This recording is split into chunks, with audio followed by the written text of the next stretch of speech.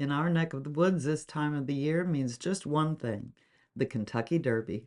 And in honor of the 150th anniversary of the Run for the Roses, we're going to give you a bit of history and some tips we've learned over the years. If you're planning to tick the most exciting 2 minutes of sports off your bucket list. Let's dig into this.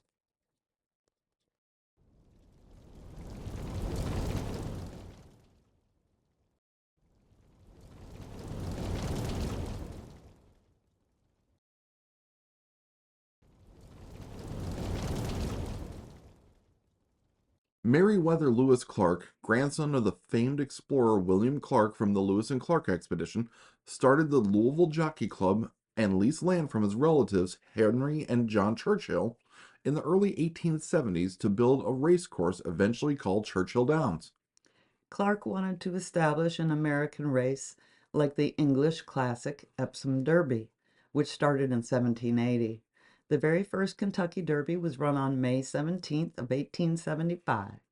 Over 10,000 people watched a 15-horse field run a mile-and-a-half race, with the great Aristides winning in 2 minutes 37.75 seconds under jockey Oliver Lewis. The Derby was changed to 1 1/4 miles in 1896.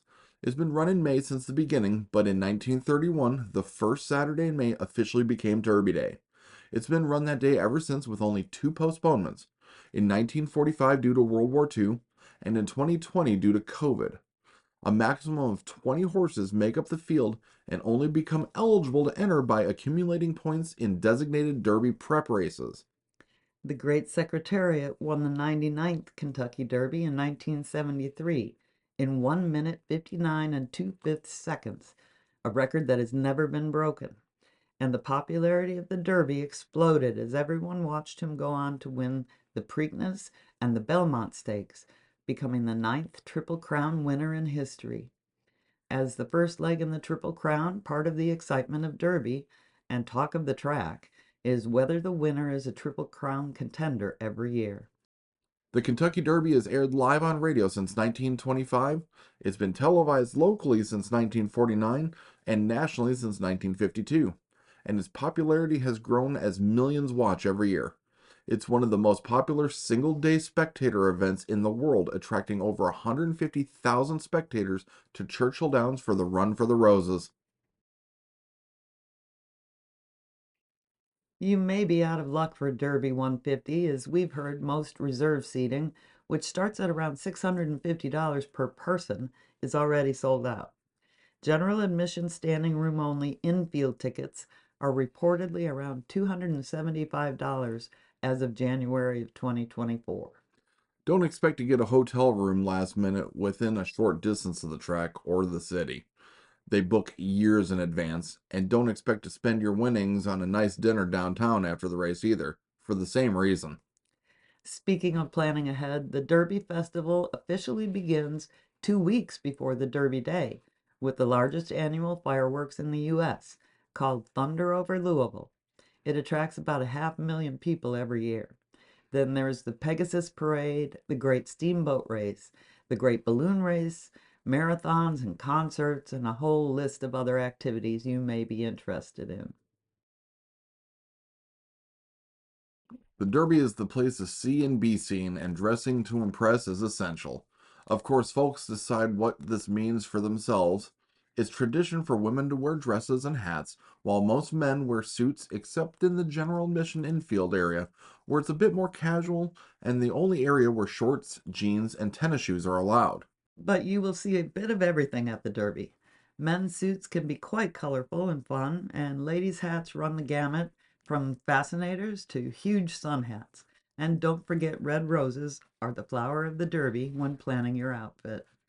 A tip: watch the weather and be prepared with your cute rain boots and a couple of clear ponchos and a hat cover to stay dry while still showing off your style. Since umbrellas are not allowed if you're in the infield, a cheap clear shower curtain makes an easy to carry disposable tarp to sit or cover up with. Wearing high heels? A pair of flats or flip-flops in your purse might save your feet. And sunscreen is a must-have. Since you can only take a bag or purse about 12 by 12 by 6 or smaller, plan accordingly. Be sure to check Churchill Downs and Kentucky Derby's websites for a full list of rules and other information. You may see lots of celebrities at the Derby on television, but in the past few years, celebrity sightings are more rare at the track. Millionaire's Row, with a single ticket price of over $5,000 for Derby, is well away from the crowds and has private betting areas and dining, making it an all-inclusive, very exclusive area. If celeb watching is your thing, we suggest trying the paddock, where the horses get ready for the races and parade onto the track. You will see characters of all kinds on Derby Day and could run into a group of Elvises or all kinds of other interesting people. Bring cash. There are ATMs located throughout Churchill Downs, but as the day goes on, the lines for ATMs and betting get longer and longer. Quick tip, wagering kiosks or online options could be your best bet.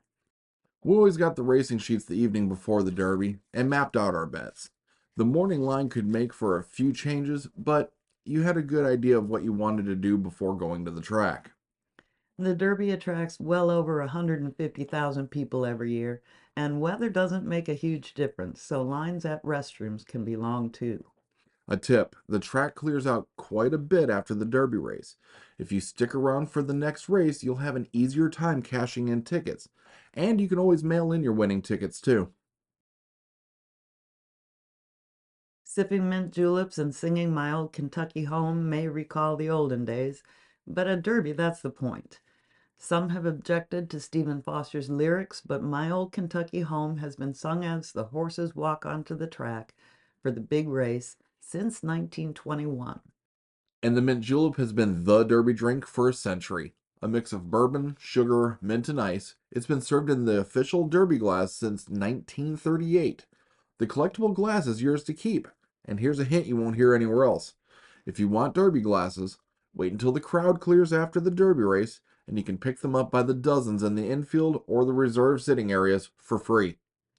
If you're going to the Derby, you will find that Louisville, Kentucky is full of kind and helpful folks and Southern charm.